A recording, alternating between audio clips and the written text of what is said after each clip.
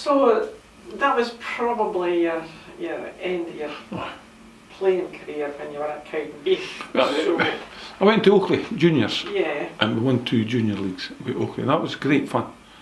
I played sweeper, and you know, to see the boys just enjoyed it, and they won the league twice, which was great. It was great, and I was only 24 or something, 24 to 2 seasons. Yeah. And good football. They played good football. I was assistant manager, player coach, and Tommy Wilson was the manager. Characters, but it came back great winning the league. 2 league trophies. How much that? But I enjoyed it. But that was my football career finished. My last game was at doing it Lower Belfast Cup final. We're 1-2 Me and Freddie Aitken scored. I scored the first goal. Crackerty. And Freddie scored. And we beat 4-2 or something, 5-2 or something. Because we're not finished the season that. But that was my last game. See? What did you do after that then? At that time, I was working in the job centre in Cowdenbeath. Started in Dunfermline, doing the Guildhall Street. And then the Mossmorton project that was starting off, they were building Mossmorton. So I got a promotion and got transferred to Cowdenbeath to help with that. And I was working with the disabled resettlement officers, and trying to get disabled folk jobs and whatever. And I got a chance to come here. Well, before here I got a chance to, I got asked to go to Kearney Hearts. I was at Kearney Hearts for a year. That was my grounding. The first year as a junior team, I was a manager. Finished second top. It was great. And then you went to Cowdenbeath. From Kearney Hearts to Cowdenbeath. Andy Rowland. Aye. I went there and I was only 26 here, wasn't I? Really. I was just learning, But no, again, you get an opportunity, you take it and you test the water. And Andy resigned after 2 months or so. And I stayed at the end of the season, and then Hugh Wilson came in and brought his own boys in. That's football, he just moved on. I was going to go back to Kelly, they wanted us to go back there, but I got offered the youth set up for Pat Stanton to take the youth team here, which was great. Yeah. Great. Pat was a great boy. It still is a great boy, Pat. And so I took the youth team. That was good. So did it feel like coming home then?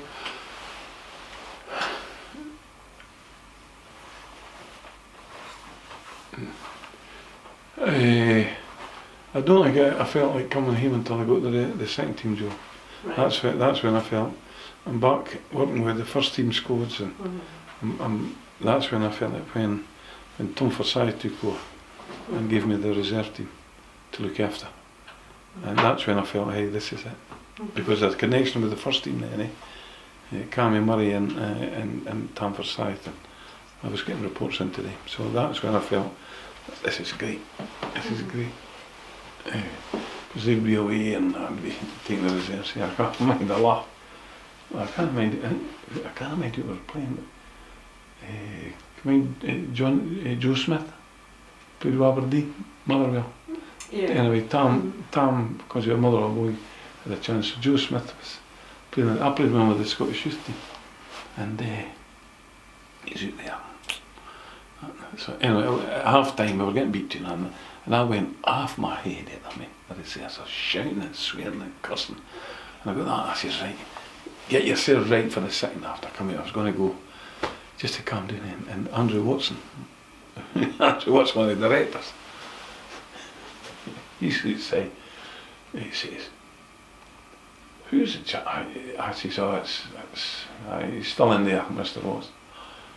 Could you report them to the manager, because that language was appalling. I'll tell him when I see him on Tuesday. Thank you. Oh yeah, boy. That was me. I was going to tell him that. But then Pat, my first promotion when Pat got the Hibs job. That was him going home, to be honest. Then when it didn't work out with Tammy, it didn't work out for me. I think it was too much going for the big full-time thing to part-time. And there's a huge difference. So Tam left, and So you were caretaker initially, and then you were. Queen's Park was one of the games. East Stirling was one of the games. I think we got 2 draws. And I think my big break, during that caretaking time, I came in on the Sunday, right? And had the book with all the players in it. And I'm going through whose contract's up, who's this and who's that. And so I was going to get ready for this, and the phone rang, so I lifted the phone. Hello? Who's that? I says, it's Jim Leishman. Oh, it's Doc Gillilee here. I'm just phoning. What is it phoning for on the Sunday? I think that was one of the breaks. He was saying, look at that. He's in there on the Sunday, doing that wee bit extra, and the boy cares about it and whatever. And was that week? I think it was another week. East Stirling here, Queen's Park away. And I got the job on the Monday. There was hundreds, but it was doing the 50 applicants in the boardroom. And the phone rang, and a manager for the Premier League, right, applied for the job. Now we're in the 3rd division. Applied for the job, and about 6 weeks later that manager got paid off. So I can understand. I know I knew him very well, but they says, no, I'm sorry, we filled the vacancy. So that's when I got Jimmy Waters taking me into the old office joke stage. Now, Jim, we'd like to offer you £50 a week. Okay, 6 litres of petrol, and we've got a sponsorship for a car. Couldn't drive. I was like, oh, exciting. That's what I got, 50 quid. Lowest paid manager ever at that time, 50 quid. I didn't care, you didn't care. Yeah. Honestly, for me, I was just turned 29 or so. Or I was 29, turning 30. You want to know what my thoughts were? I want to get in the centenary book. I want to get in the centenary book alongside Jock Stein and Wally Cunningham and George Farr. The Dunfermline greats. I wanted to say, if it's for 6 months, I couldn't care. Jim Leishman. That was my thoughts. I'm going to be in that book. That's because my heart and hope to die. That's what it was. I was going to ask you what your aim was then when you took over, because at that time we weren't doing very well. Things were low. Well, when I decided to take the job, I was so young. I couldn't do any worse. Couldn't do any worse. It's an opportunity. You'll never get this again. Take it and see how it goes. My first team talk, because in your team we weren't doing well, right? There were 38 teams in Scottish football, right? We were 4th bottom. Scottish, think about that, Dunfermline Athletic. So I went in and I said, right, I'm not going to go shouting and bawling, I'm not going to do that, I'm going to try and motivate the boys and give them a lift. So I went in and I can mind they're all sitting. My statement was, right lads, we're 34th top. That's a nice way to say you're crap. We're 34th top. And they all laughed, they all think I got that message say, hey, this is crap. You know, we're supposed to be top players, we're supposed to be good players, and we're 34th bottom. Come on. So I got rid of 11 boys at the end of that season. Got rid of them, and I made Andy Young a reserve team coach, or manager. There's a difference between a coach and a manager. John Jobson was the coach. John's the legs, and Andy was my mentor at 13. Him and Joe Nelson, God bless the two of them. Great influences in my life. Great. As a young boy, discipline. Get in. You're getting enough, and they push you for it, and that's his right. I'm going to be like that. And Andy Young was a great, because he kept me, my feet in the ground, he kept me getting focused on, right, this is what you've got to do. So I got the job and that was it. 11 boys I got to do. And I can mind Andy saying to me, right, there was a player, Davy Wilcox, and I was like that with Davy, right? I was like that because Davy was a good guy and what was it? And he says, right, and I told him who I was wanting to go and he didn't disagree. He says, why are you swithering about Davy Wilcox? He says, well, I think I can maybe get a wee bit more out of me. What if you didn't? I says, well, let him go. He says, no, let him go. I says, and why's that? He says, if you let him go, to get better, you know you've got to go out there and replace him with a better player. Davy Young. So, that was the start of me saying, right, that is right, there's not just like for like, you've got to get better. Andy Young was a big saying getting John Watson. Had a wee scout for Ivan Finlayson. He says, I've got a player for you. He's been at Hong Kong. He's back. I says, bring him here. Never even seen him. So John went down to play for a reserve game. And I met Andy after that on the Sunday. I says, right, Andy, what's the report? He says, but Watson's alright, but it's heavy. I says, right, what, you think I should take a chance? He says, aye, take a chance. So I come in and went across to Edinburgh. John was with his fiancée at the time, the Cafe Royal, and we're sitting down. I had to order a pint of Guinness and a pint of Special. I had a pint of lager, Andy was driving. So put some more down. So John's fiancée gets a pint of Special. I thought she was going to have the Guinness, John got the Guinness. And I signed John Watson. He said it was $350, but it was 500 quid. He said I dipped him for 150 quid. How sad is he? Anyway, so I signed Big Johnny. Told him, look, an opportunity for you. Dunfermline, he's playing with Liverton, Crockley or whoever. If you lose a stone and a half, what a difference it will be. He worked hard to be fair, and the rest is history with Big John. So that was one of the boys I brought in. And then just missed out that year, eh? Yeah.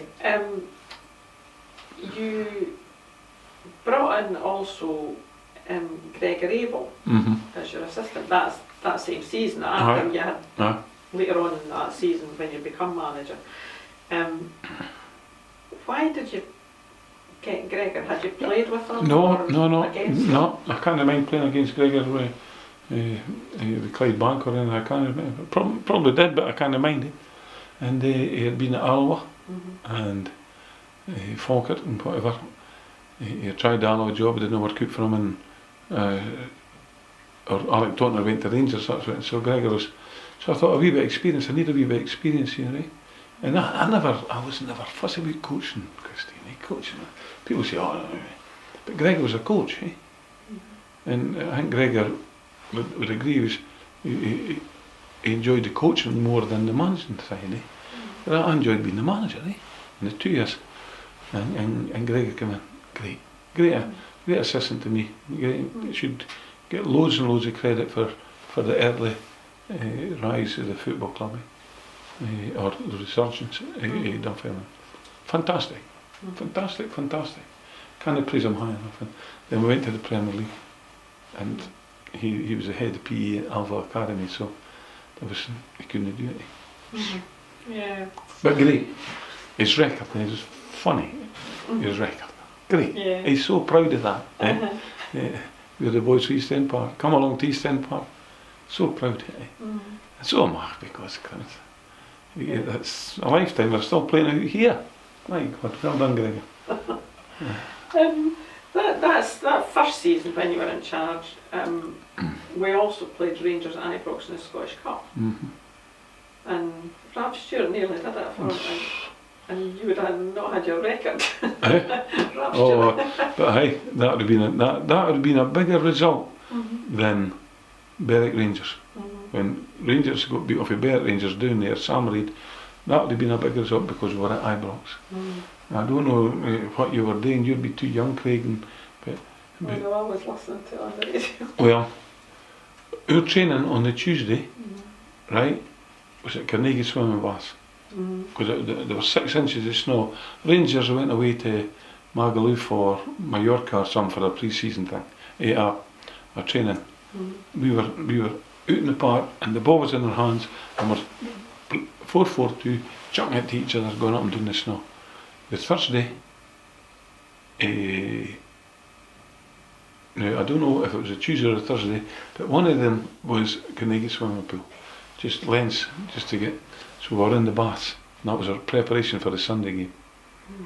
I mind I had Stevie Morrison by the throat before the game, so we're going round all the boys saying doing this, and Paul Donnelly was immense that game against Bobby Russell, and Stevie Morrison was man of the match. I had him before the game, I had him up against the wall.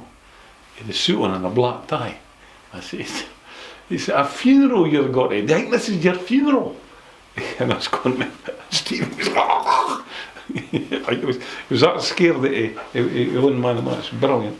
Paul Donnelly, brilliant. Alan Forsyth, Hugh White. Alan Forsyth, my first big signing for 1,500 quid. Took me 6 weeks to get 1,500 quid at that time.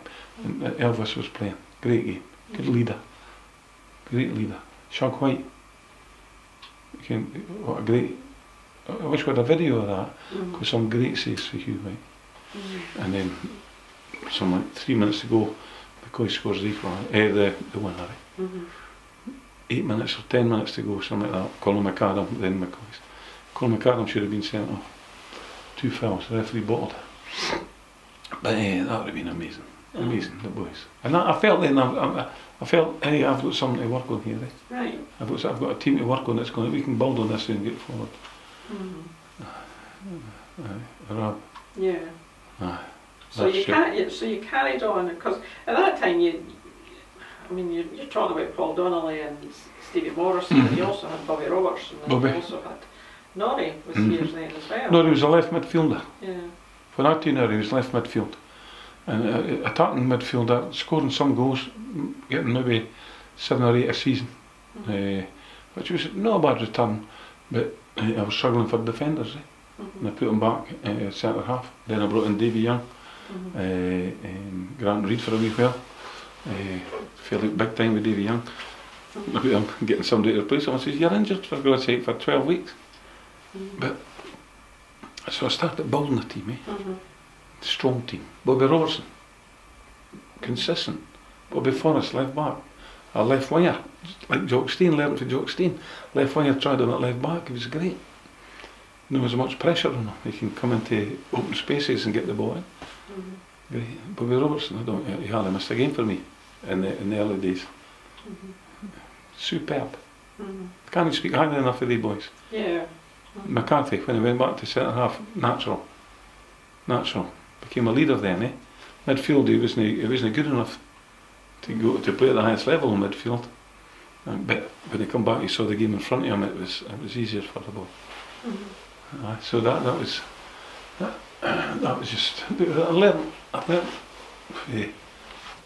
for the Jock Stein eras. I try them.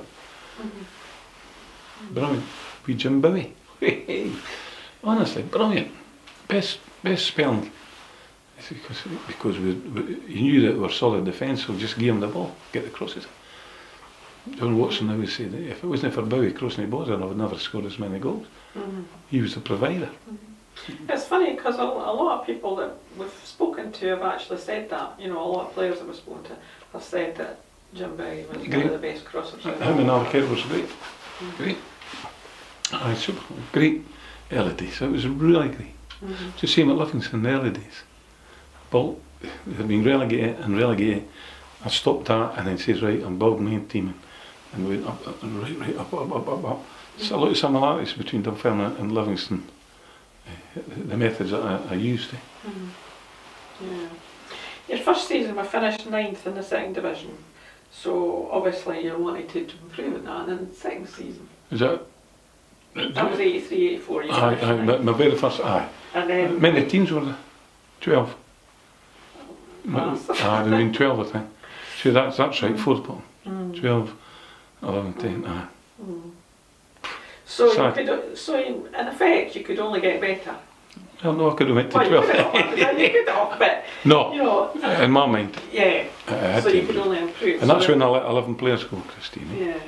So that yeah. next season, as you say, you signed Dave Young, you had Brown Hamilton, Ian Heddle and Rogers as well. at the centre half, aye. Yeah. Paul Rogers, Signed aye, him. right, I forgot. Mhm. Paul Rogers did great early on, did great, then Davy Young come in. Good boys, Grant Jenkins teamed up with Big Winker, great. Jim Bowie, 4-3-3, that was it. On we go. Round Hamilton did really well, Ian Heddle, a local boy, super. Solid team again, eh? It was the same 11 every time they were fit, it was the same 11. Yeah. And we just missed out in the last game. Berwick beat Berwick 4-0. Yeah, that's right. But then, and that was the season that everybody thought we had won promotion. There was big celebrations on the pitch, and then it came out that We thought Alloa had got beat 1-0, but Gary Thompson scored. God bless him. Gary scored to make it 1-0. Jim Thompson was the manager at Alloa at the time. We got the reverse score, and we would have been runners up. We would have been runners up to Montrose or somebody that year. No, it wasn't Montrose, but Alloa. Would have been runners up anyway. For me, it worked out better because the next year we strengthened again, and we won the league. Nobody remembers who was second day. We won the league, which was great. Champions. That was a taste of it. That was them. So that was 2 good seasons, solid seasons we had. yeah, And then we get the promotion again, which was amazing. Which was amazing, eh?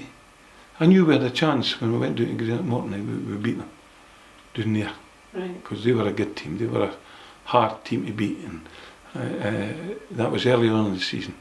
Sunny day, and what I did was I thought I was clever again. I went to Charlie Fraser's in Bruce Street. Is it no Bruce Street? Doing it at the Glen, Chalmers Street. I went to Charlie and I said, Charlie, could you help us out here? We're trying to get play some flowers, so would you sponsor it? So he went and got a deal, and I got the club to give the rest of the money.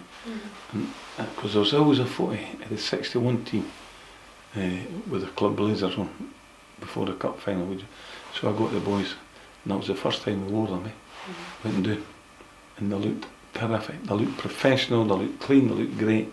Hey, and we won. I says, we've got a chance here, we've got a chance. Just keep on. And then Ian McCall come in, and Ian McCall, and all the boys. And great. It was a great performance. Again, the same back four. yeah, Robertson, Young, McCarthy, and Forrest. Great.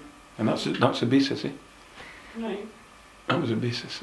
You did a lot of work off the park though as well, as, you know, to encourage people to come back to Dublin. I told you, I encouraged the players. I says, look lads, see if we're having a hard time, and they fans out there, local people, know that you've been to support them, they'll stick by you. And that was my message to them. Don't stick by. They'll have a shouting ball at you and say, oh, right, but they'll stick by you through thick. And that's what we've got to do. McCarthy and Watson, they led by example. But all them, Paul Smith, Ray Fan, all the boys, encourage them all to go and get it. And that was when we were in the Premier League. But at that time, they all went. They all went. They loved it, and the fans loved it, because when I came there was the Jubilee, and the Pars supporters were. No, the Jubilee, the hotel, Sam Solly's place. Pit Bockley. But the Freeman brothers, the Pit Bockley Travel Club, the Jubilee, which was the official Dunfermline support, 2 buses. Christ, when they started going, about 27 supporters clubs, 27 official register. That was amazing. That was amazing, and that was because of the boys. Okay, I was there to encourage them. I was always there too, but it's important. There's a difference, Christine, right? There's a difference. By a community club, right? Everybody says, oh, you're a community club. than a club in the community. You know what I mean? You don't understand. We became a club that was into the community, in the community. We would go in there and presentations, hospitals, everything. We did that. What was the daftest thing you did then? John Watson always brings this up. I went up and there was the hospital behind the graveyard. What was it called? Or the home. Yeah. Right. There's a home Leith Park Road. Eh? Leith Park. The home, the care home.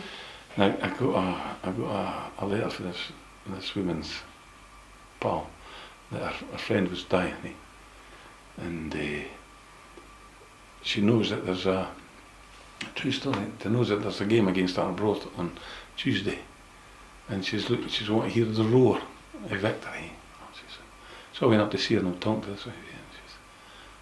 I could have picked her up and gave her a huge huggy.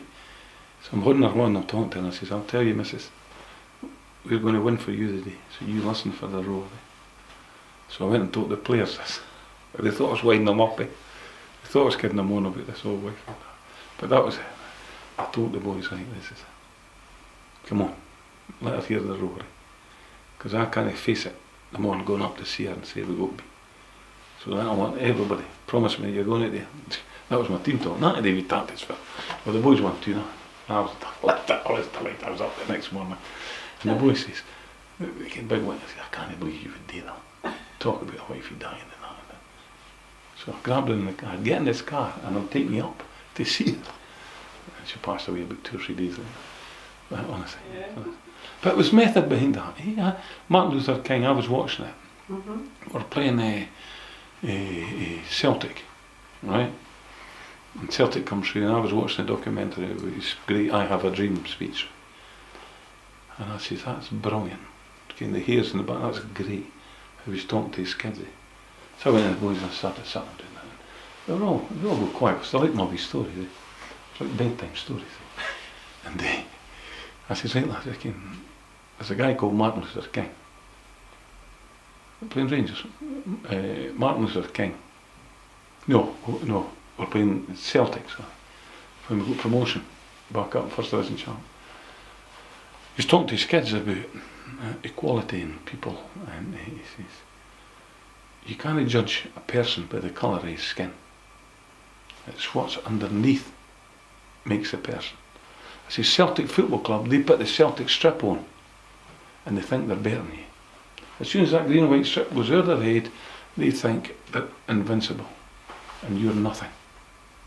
They don't even think about you. I want you to take that Celtic strip off and judge the person underneath. No matter if he's brown, black, white, yellow or whatever. And if he's better than you, sit down.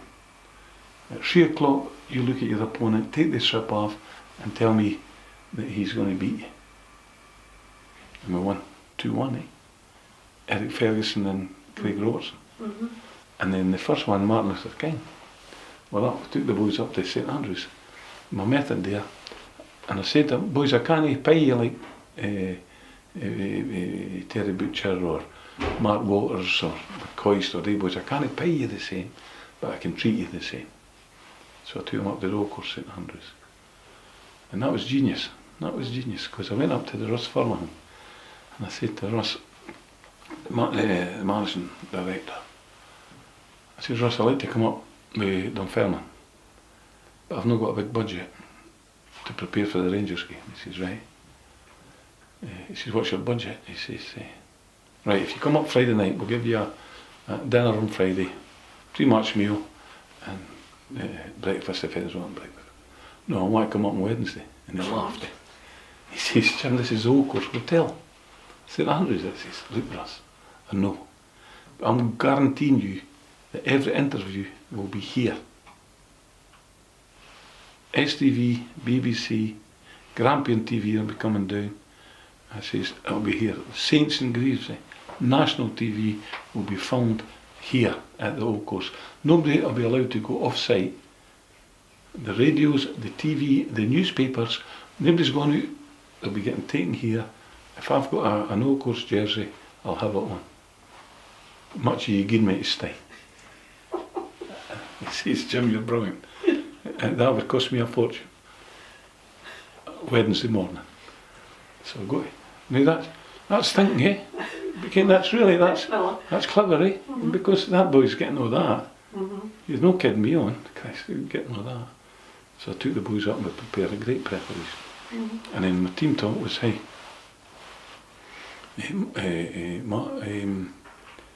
the big bully's coming for Glasgow today. And they want to bully you. All day they're going to bully you to give the ball away, and they're going to pressurise you. I want you to go to bully them. Because somebody did it, a wee boy called David, against Goliath. Big Goliath come up, nobody would fight him because he was that big. He was that big, they were all scared of him. So he'd go about, bump, bullying folk, and they were scared of him. This wee boy says, no, I'm going to give it a go. That's all I'm asking you. Go, step forward instead of stepping back and give it a go. Beat him 2-0, of course. Now that was my way of thinking. Because if you say the same things every week, it's right. The same principles you win in games. Get the ball, keep possession, pass the ball, and shoot a goal. It's the same. But the boys switch off it, so you say the same thing every week. So I came up with different ways to say how good you are, or how good you can be. And that's what. And one of the biggest compliments I got was at the Alhambra, and Ross Jack says that when we went out at 3 o'clock at home, we'd never thought anybody could beat us. And that was a great. That was me having done my job. That was special.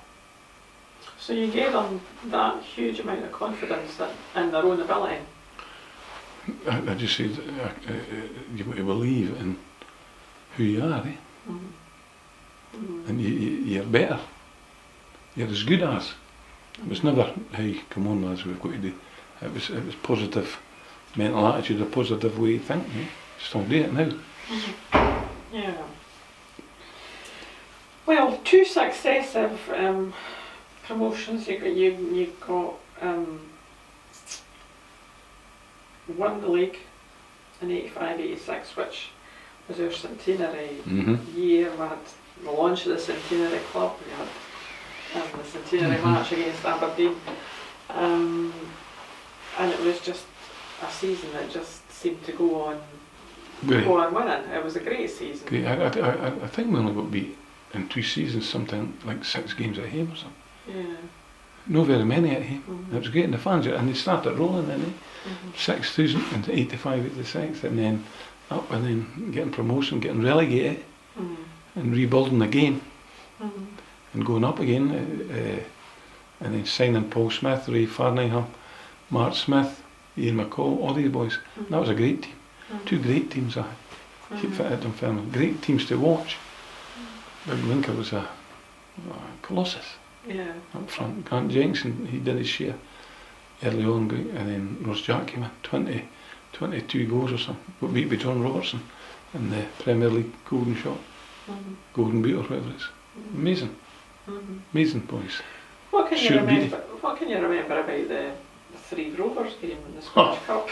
What can I remember? My feet were freezing. I'm doing my team talk. How that game ever went on. I saw their 3 boys warming up with golf shoes on. A pair of golf shoes. They was playing in his golf shoes. Taking the spikes out, eh? I'm saying, God, why is what? I'm in there, I'm saying I've got a real problem here winding their boys up, getting them focused to play. And they snore, it's sleet, it's not because it wasn't a lion, but I'm saying, and the chairman of the 3 Rovers, come on, and kept on, can I speak to the manager? Could you go out and talk to the fans? I'm doing my team talk. I says, what's the problem? He says, they're needing cheered up, they're needing warmed up. I said, now wait, get on your bike, man. Yeah, but I had to go out and just say, after that I did my team talk. It's one of the games. Once we scored the first goal, it was pressure's off. But it was freezing. All the directors on the bus with their whiskies, and I'm saying, but no, I was getting John Watson 4 goals, I think.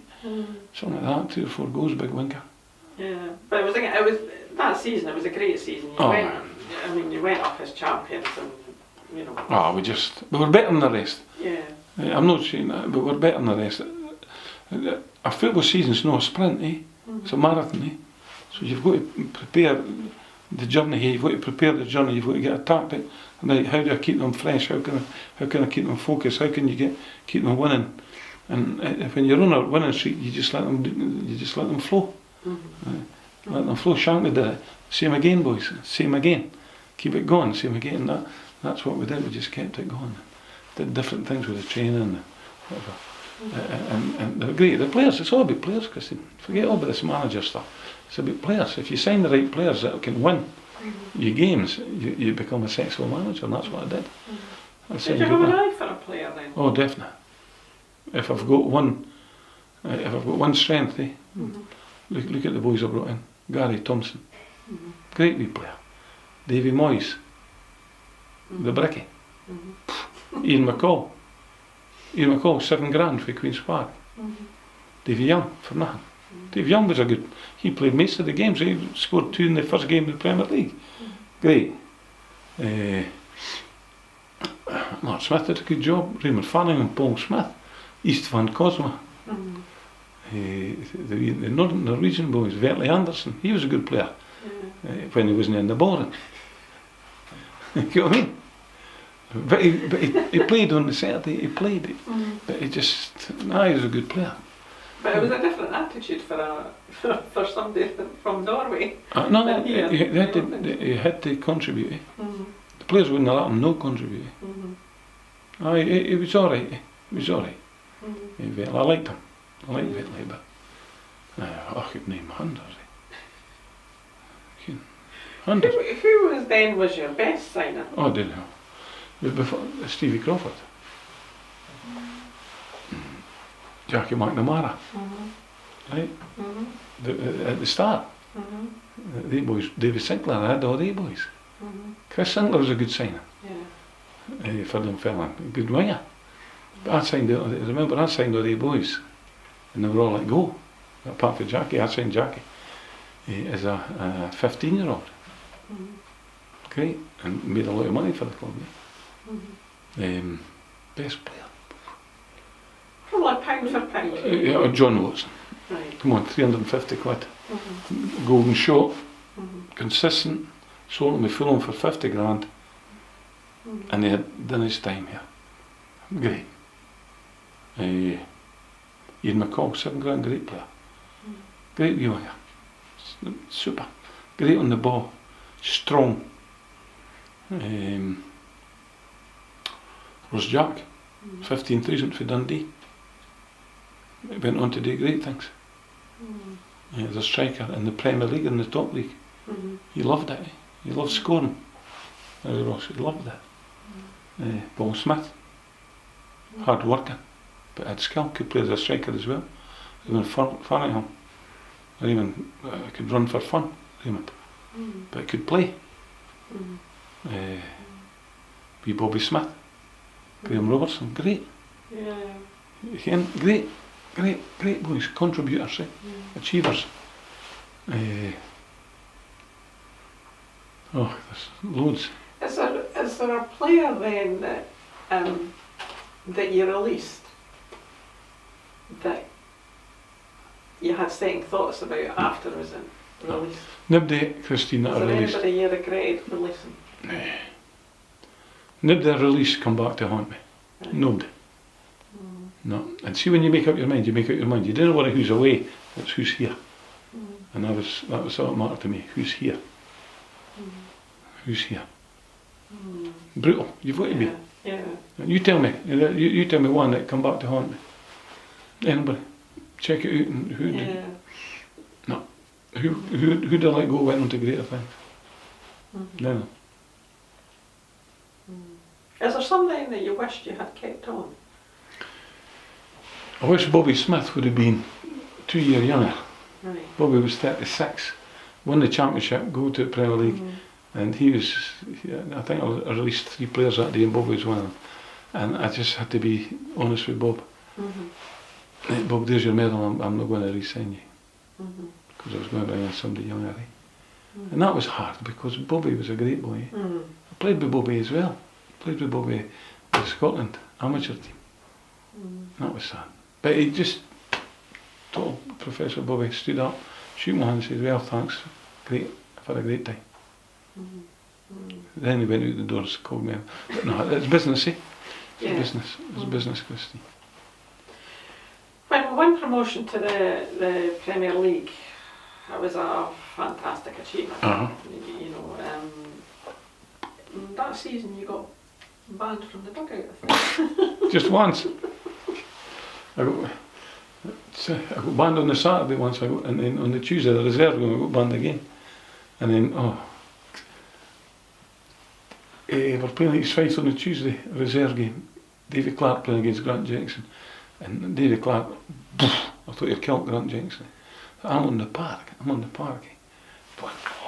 the linesman, the next day, come on Jim, come down. That was it, 500 quid for that. And the Saturday, I think it was his 5 team. We're playing about Saturday stand again. I can't remember much about the Saturday game, but it was Saturday stand, 1,000 quid.